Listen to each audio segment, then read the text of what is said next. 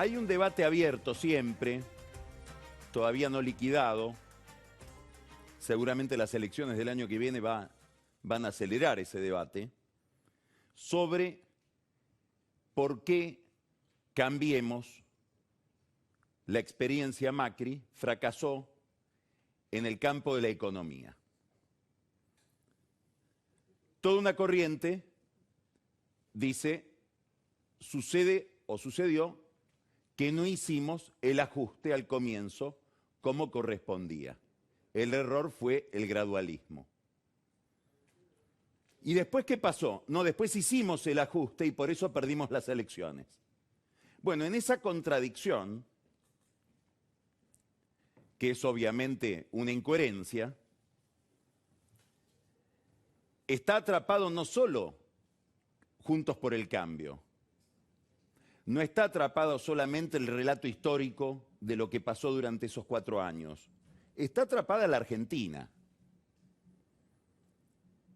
La periodización por gobiernos, la polarización binaria entre kirchnerismo y antikirchnerismo impide ver una continuidad que tiene en un callejón de difícil salida toda la dirigencia política de aquel gobierno y de este gobierno.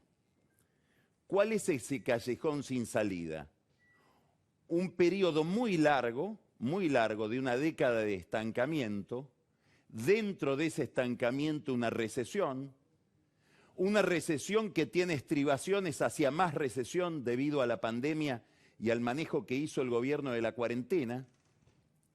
Todo eso que demandaría una expansión del gasto público, que demandaría una expansión monetaria, pero esas dos son soluciones de las que los gobiernos, el anterior y este, se ven impedidos por un desbarajuste fiscal y un altísimo nivel de inflación. Esta contradicción que trabaja todo el gobierno de Macri está corroyendo al gobierno de Alberto Fernández, con independencia de la mayor o menor calidad de la gestión concreta de las políticas económicas concretas que se llevan adelante. Nosotros citamos hace un tiempo un tuit muy simpático, más allá del drama, de Pablo Gerchunov, donde dice, ¿cómo se hace cuando ante un desarreglo enorme, fiscal y monetario, ese desarreglo convive con un colapso productivo? Es decir, el desarreglo fiscal y monetario me obligarían a hacer ortodoxia, pero el colapso productivo me obliga a hacer heterodoxia. ¿Cómo se hace? Y contesta Gerchunov, no sé. Y da la impresión de que nadie sabe.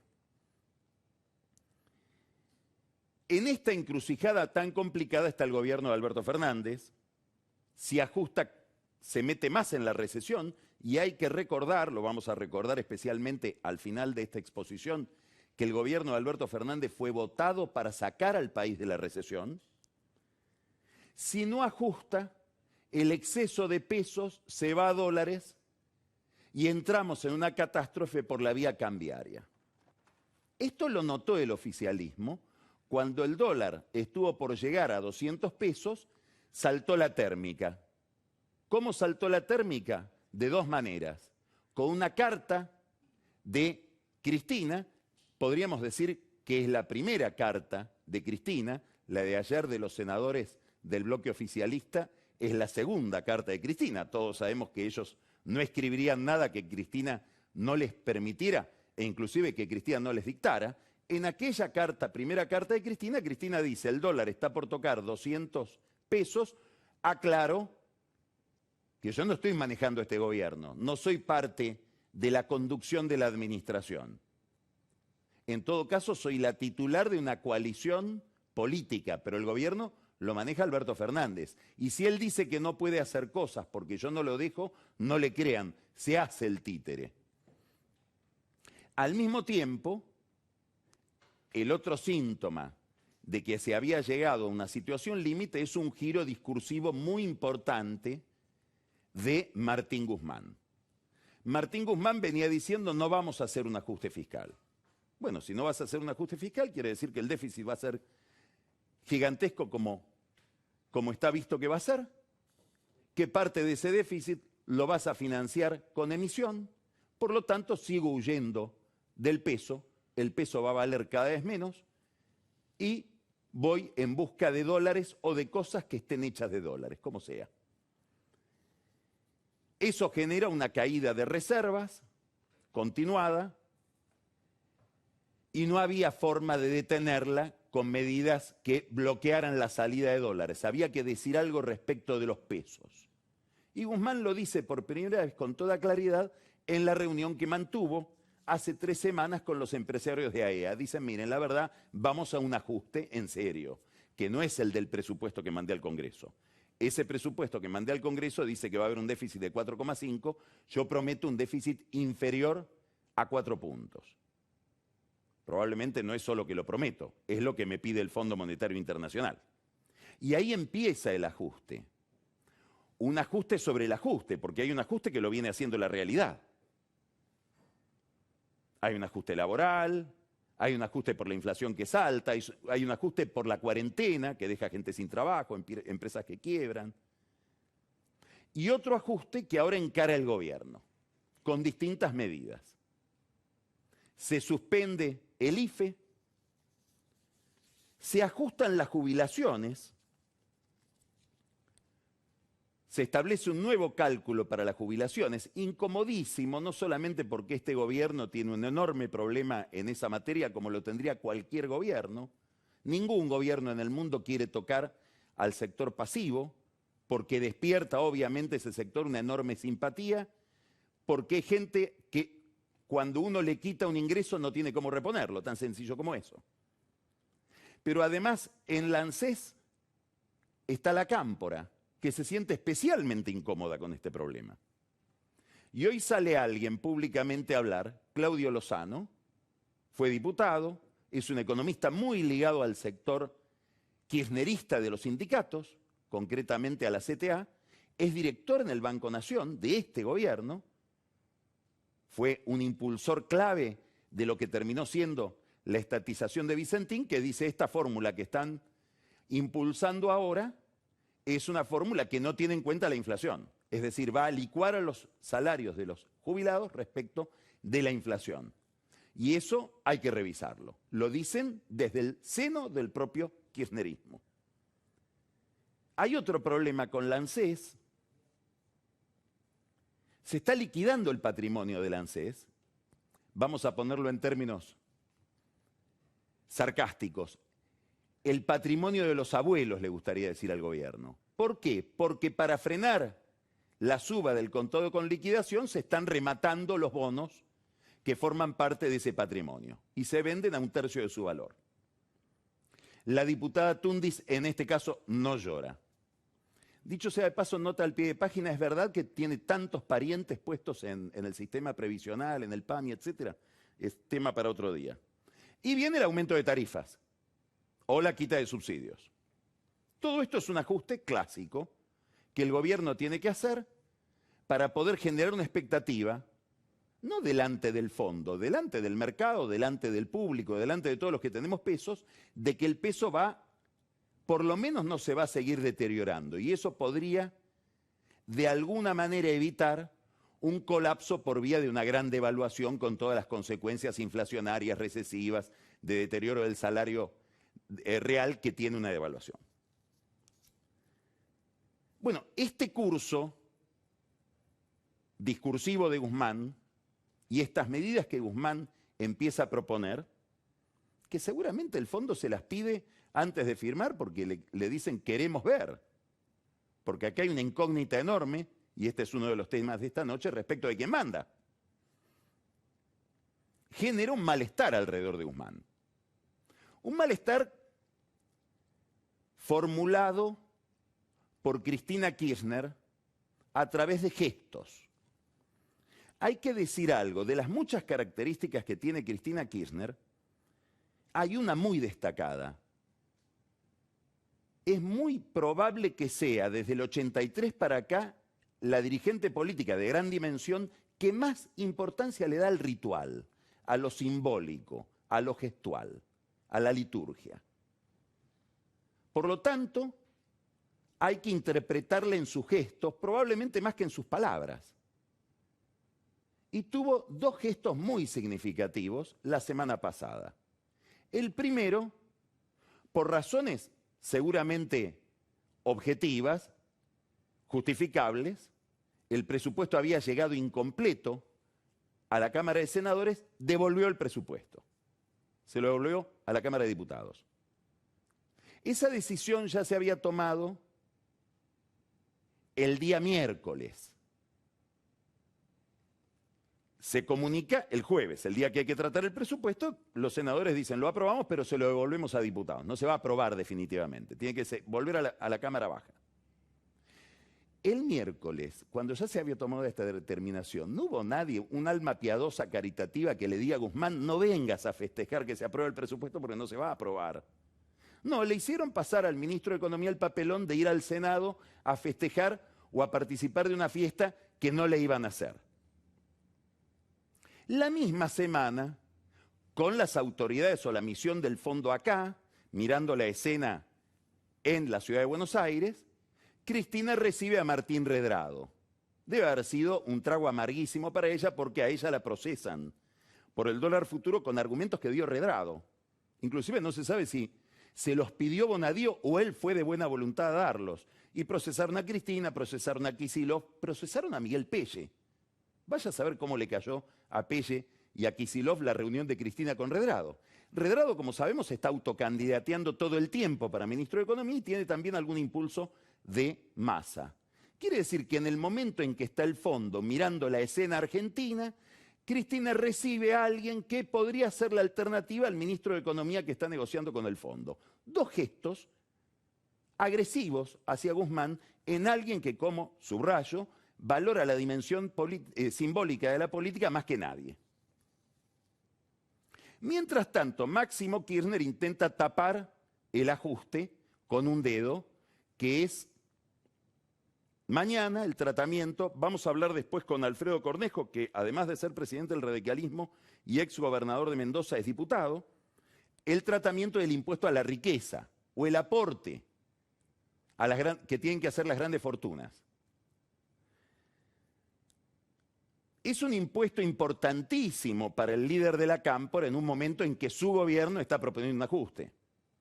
También las relaciones de Máximo Kirchner con el oficialismo, con Alberto Fernández, con esa escena, parecen estar un poco enfriadas. Podría haber cierto fastidio. Algunos destacan también un detalle. Muchísima gente ligada a los movimientos sociales y Alberto Fernández especialmente, para mañana está preparando una movilización por el Día de la Militancia, que es la conmemoración del regreso de Perón. Ese día eligió Máximo Kirchner para pedir una sesión especial en la Cámara de Diputados y tratar el impuesto que él elaboró con Carlos Heller.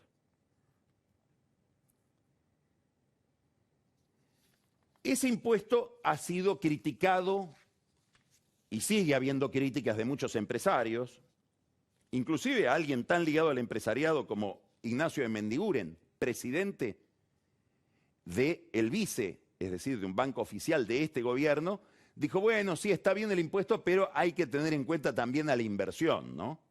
Los empresarios salieron a decir que este impuesto castiga la inversión, castiga en alguna medida también la producción, porque el impuesto cae sobre bienes que pueden ser bienes de capital, es decir, un señor que se dedica, por ejemplo, a prestar servicios en el campo con cosechadoras, tiene 4 cosechadoras, ya llegó al mínimo no imponible del impuesto, le cae el impuesto y tendrá que vender media cosechadora a una cosechadora para ir a pagarlo.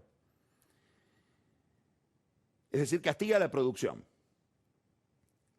Hay muchos detalles en la ley, no viene al caso analizarlos minuciosamente. Sí hay un tema con YPF, una especie de privilegio a seleccionar YPF en asociación con la empresa energética del Estado para proyectos productivos ligados a este impuesto. Eso es delicado porque eso al final va a pegar en juicios que tiene YPF y que tiene el Estado Nacional de grandes acreedores de YPF, gente que está litigando sobre YPF, y que se basan en la idea de que si no paga YPF, que pague el Estado porque son lo mismo. Esta ley demostraría que son lo mismo.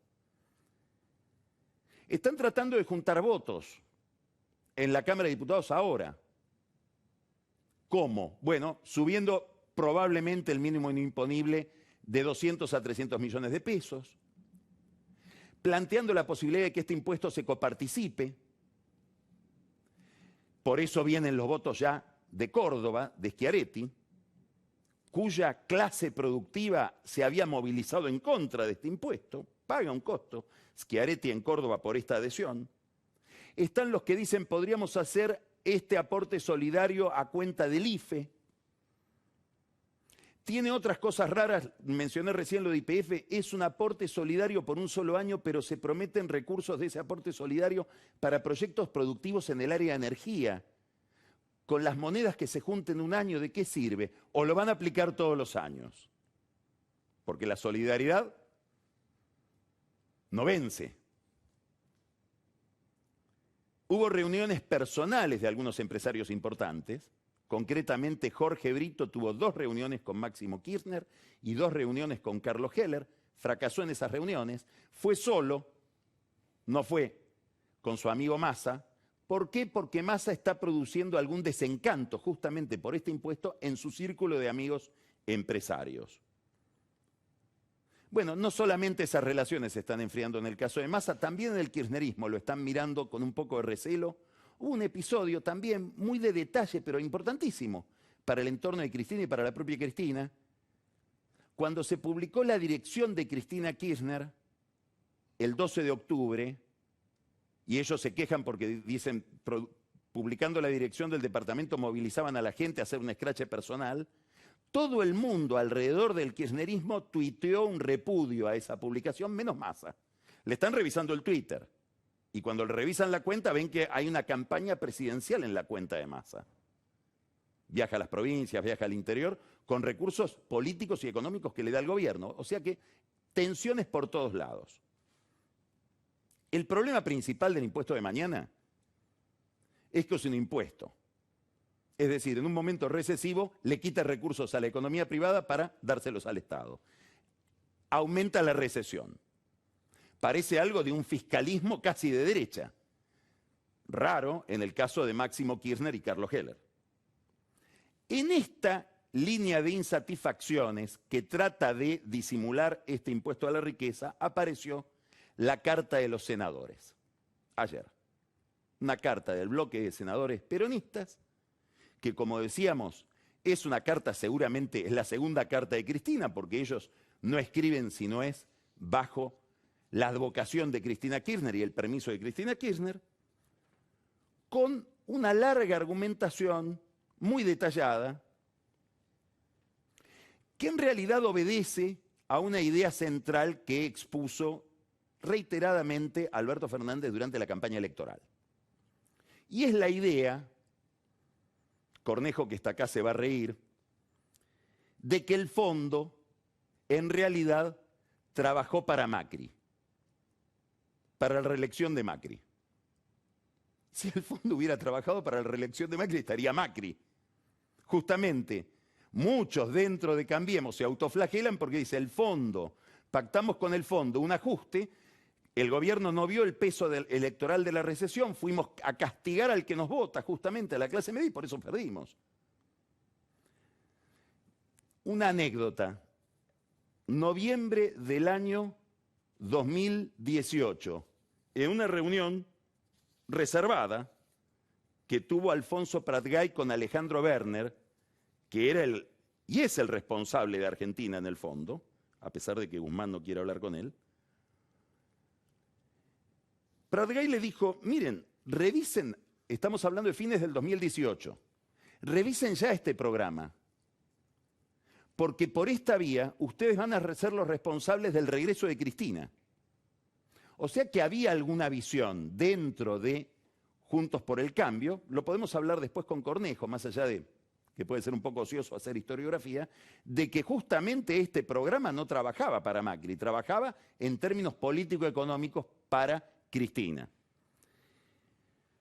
Claro, la carta se basa en una declaración centralmente de Mauricio Claver Carone, que hoy es presidente del BID y que en su momento era el delegado de Estados Unidos en el fondo, diciendo nosotros le dimos la plata a Macri para que no vuelva el kirchnerismo. Y eso es cierto. El argumento principal del gobierno de Macri frente a los Estados Unidos es nosotros estamos en un callejón sin salida si no nos dan este dinero que calme a los mercados y que le indique a los mercados que no necesitamos más financiamiento, va a volver no se animaron a decir el populismo porque Trump es populista, le dijeron directamente el comunismo. Y bueno, y los americanos pusieron la plata. Ahora, ¿qué es interesante de esta carta? Primero, como siempre, el relato. Esta carta es a la economía lo que la teoría del Lawfare es al derecho penal y las cuestiones judiciales. Toma algunos elementos verosímiles y construye una gran narración muy discutible. Para creerle hay que olvidar cantidad de cosas.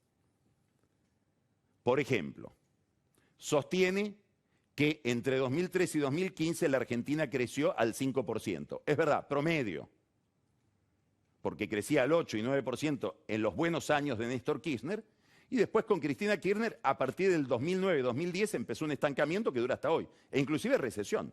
Kicillof entregó al gobierno en medio de una recesión. Elogian a Néstor Kirchner por haber sido el paladín del desendeudamiento que le pagó al fondo, le llenó la cara de billetes al Fondo Monetario Internacional. Billetes que salían 4% de tasa de interés para ir a endeudarnos con Chávez al 15%. No es un gran negocio para la soberanía nacional, pero si uno lo acomoda o se olvida de los detalles, pareciera que sí. Alberto Fernández hace suya esta carta, no tiene otro remedio, y dice la carta recuerda algo muy importante, el daño que le ha hecho a la Argentina el endeudamiento. Bueno, primero hay que aclarar que sin endeudamiento, la contracara del endeudamiento es el ajuste salvaje neoliberal. Pero más allá de ese problema conceptual, hay que recordar otra cosa. Desde que asumió hasta ahora, Alberto Fernández endeudó al país en 20.000 millones de dólares. 20.000 millones de dólares. Dentro de poco vamos a estar endeudados en la mitad de lo que prestó el fondo. En este momento, para que le creamos que no va a devaluar, Martín Guzmán emite bonos atados al dólar, es decir, se inyecta el problema y se endeuda en dólares, nos endeuda a todos nosotros en dólares, para que le creamos en su convicción de decir, esta es la paridad cambiaria que voy a defender. Ahora, hay un aspecto de la carta que es el más interesante, y es el aspecto suicida de esta carta de Cristina. ¿Por qué? Porque ¿de qué estamos hablando? Estamos hablando de que Macri le pidió plata al Fondo Monetario Internacional, ahora hay que devolver esa plata. El gobierno de Alberto Fernández, ¿qué está negociando? Está negociando lo siguiente, aquí hay que ser muy preciso para entender por qué la carta es suicida. Está negociando que a él le den un préstamo similar al de Macri para devolver la plata con ese préstamo. Eso es el rollover. El rollover es que yo me presento de nuevo al fondo y le digo, necesito que para pagarte a vos me des de nuevo plata. Por lo tanto, tenés que cumplir con las condiciones para un crédito. Eso es lo que le pide el fondo a Guzmán, es lo que le pide el fondo a Alberto Fernández. Entonces, en la carta de Cristina, para simplificar, la carta de Cristina que firman los senadores del bloque peronista, le recuerda al fondo todas las cosas que no cumplía Macri y que aún así le dieron la plata. Por ejemplo, Macri estaba en una espectacular fuga de capitales, no le podrían dar la plata. Y ahora que las reservas ya están en 1.600 millones de dólares, ¿qué es esto sino una espectacular fuga de capitales? Cuidado con usar ese argumento porque te lo van a usar a vos, Guzmán o Cristina. Aquellas acusaciones que están haciendo sobre el gobierno de Macri caben sobre este gobierno. Dicen, el fondo no le puede prestar y le prestaron a Macri, a un gobierno que no tiene acceso al crédito externo. A ver, no cae la ficha. Este gobierno no tiene acceso al crédito externo. Es decir, lo que está diciendo Cristina es, Alberto tampoco le tendrían que prestar si se cumplen aquellas reglas que pido retroactivamente para Macri. Es decir, que el fondo, si le toma la palabra, le va a decir, bueno, terminemos acá la discusión. Porque o con ustedes vamos a tener las mismas complicidades, o vamos a hacer la vista gorda como la hicimos con Macri, o esta carta lo que nos pide es que no haya acuerdo y que tengan que pagar. Hay un historiador italiano magnífico, ya fallecido, falleció a comienzos de siglo, Carlo Maria Cipolla, un historiador de historia económica, pero escribió un librito muy breve, en broma, burlándose un poco de los sociólogos, que se llama Las 5 leyes de la estupidez humana. Y la tercera ley de la estupidez humana de Cipolla dice, estúpido es aquel que daña a otro sin sacar un beneficio para sí mismo. O peor aún, daña a otro sacando un perjuicio para sí mismo. Bueno, estamos entrando en ese riesgoso terreno, si uno lee la carta con cierto detalle. Ahora, probablemente de todo esto no hayan prestado atención los que escribieron la carta de Cristina. Lo importante, y aquello a lo que le estaban prestando atención, es el problema político. ¿Por qué hay tanto malestar con el ajuste? Porque estamos yendo a un proceso electoral. Este es el problema. Y aquí es una dimensión que hay que mirar de esta carta. Ahora vamos a olvidarnos de que la escribió Cristina o la dictó Cristina. Es una carta de los senadores que hablan en nombre de los gobernadores. Y le están diciendo al gobierno, ajuste no. Se lo dicen al fondo, pero se lo están diciendo al Guzmán de AEA, al Guzmán del IFE, al Guzmán de la reforma jubilatoria, al Guzmán del aumento de tarifas, al Guzmán de un déficit fiscal de menos de 4 puntos. Ajuste no. No queremos pagar, queremos que se prorroguen todos los vencimientos para el gobierno que viene. Eso dice textualmente la carta de los senadores. ¿Por qué? Y porque hay razonablemente miedo a un problema electoral. ¿Por qué? Y porque con estos números de la economía y con la perspectiva de caída de reservas que tiene la Argentina, es muy difícil que un gobierno gane las elecciones. Es cierto, subrayo ahora esto que voy a decir, nadie sabe cuánto pesa en la ecuación electoral la pandemia y cuánto absuelve la pandemia al gobierno de la recesión en la que nos vamos metiendo cada vez más de cabeza. Esto es lo que lleva. ¿Por qué se nota el miedo electoral? No solamente por la carta de los senadores, escrita por Cristina o dictada por Cristina, porque estamos empezando a ver que se ponen en tela de juicio las reglas de juego de la próxima elección. Empieza ya a hablarse de derogación de las PASO, de las primarias.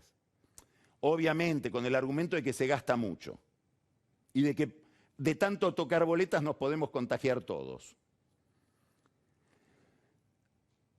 ¿A quién le sirve derogar las PASO? Siempre derogar las primarias le sirve al oficialismo, porque el oficialismo tiene el poder, tiene dinero, tiene cargos para disciplinar a su propia fuerza política. Las primarias ordenan a la oposición. Si yo le quito a la posibilidad de hacer primarias a la oposición, le creo un enorme problema interno. Probablemente acá, ellos no lo van a decir, complica un poquito también a la cámpora, que en el conurbano bonaerense está queriendo dar pelea contra el establishment tradicional del peronismo bonaerense. Hay una segunda razón por la que se deroga las PASO, bastante más intrincada, y es que en las primarias aparece una encuesta perfecta. Entonces mucha gente podría votar opciones alternativas a Juntos por el Cambio, vamos a ponerle nombre y apellido, Espert, López Murphy, Echevarne. Los votan en la primaria. Ven que después crecieron mucho, que esa división de la oposición perjudica a la oposición y beneficia al gobierno. No, vamos a corregir. En la general, ¿qué es lo que pasó el año pasado? Votemos a Juntos por el Cambio. Si la primaria y esa encuesta perfecta la elimino, ese resultado que divide a la oposición va directamente a la general. Y eso es una gran ventaja para los oficialismos.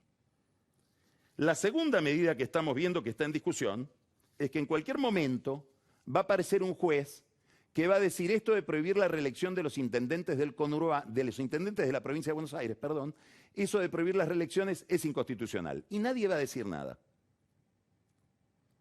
Con un gobierno flojo, con un presidente débil el intendente empieza a tener en el conurbano bonaerense y en la provincia de Buenos Aires un peso enorme. Por eso los intendentes están poniendo condiciones para prestar los servicios que se esperan de ellos en la próxima contienda electoral. No vaya a ser que los intendentes digan, no quieren reelecciones, nos mandan a los chicos de la Cámpora para competir con nosotros. Nos preocupamos nada más que de los concejales, que la lista de legisladores de la legislatura bonaerense se la trabaje Kicillof y la lista de diputados nacionales se la trabaje Alberto. Entonces, vamos a ver que probablemente se va a derogar esta restricción y obviamente Jorge Macri, Néstor Grindetti, Diego Valenzuela, que son los intendentes de Juntos por el Cambio que quieren reelegirse, tampoco van a decir nada.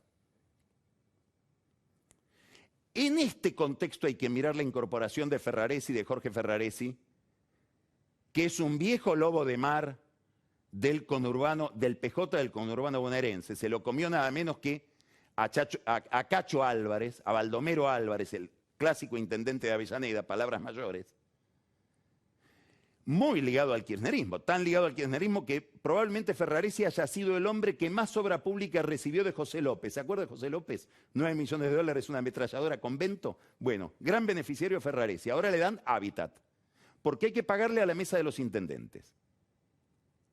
Y por eso los gobernadores hacen sonar su voz también a través de la Carta del Senado.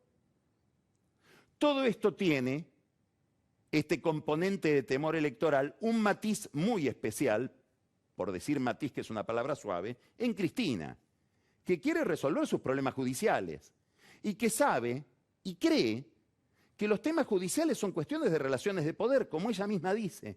Por lo tanto, ¿qué debo esperar de mi calvario judicial si perdemos las elecciones? Y ahora Alberto Fernández me viene a proponer que en este contexto yo admita que el procurador, que es el que va a decir si soy inocente o culpable delante de la Corte, lo pactemos con Lilita Carrió y Mauricio Macri. ¿Me está tomando de tonta? Esto debe ser lo que piensa en alguno de sus pliegues de conciencia Cristina Kirchner frente a esta oferta de un acuerdo con la oposición para designar al procurador. Gran desafío a la autoridad de Fernández. Más allá de todo esto, que es qué suerte va a tener un gobierno que fue votado para sacar al país de la recesión en una elección donde pareciera que la recuperación va a ser muy lenta, está la pregunta de qué respaldo va a tener Guzmán en la negociación con el fondo. Esta es una pregunta central que se hace el fondo y que se hace en los mercados. ¿Por qué? Porque da la impresión de que el oficialismo hoy está muy desordenado. Senadores que escriben, al dictado o no, cartas que nadie esperaba. Cartas de Cristina, que no avisó. Un ministro desautorizado 2 veces en la misma semana que está negociando con el fondo. Massa que arma su propio presupuesto en el Congreso, con independencia del presupuesto que le mandó el ministro de Economía. Y los intendentes que piden participar y piden entrar en el reparto de poder. Alberto Fernández da la impresión de que no puede alinearlos. En Brasil, ante esas circunstancias, usan una metáfora. Dicen, esto parece la casa de una viuda. Todo el mundo da órdenes.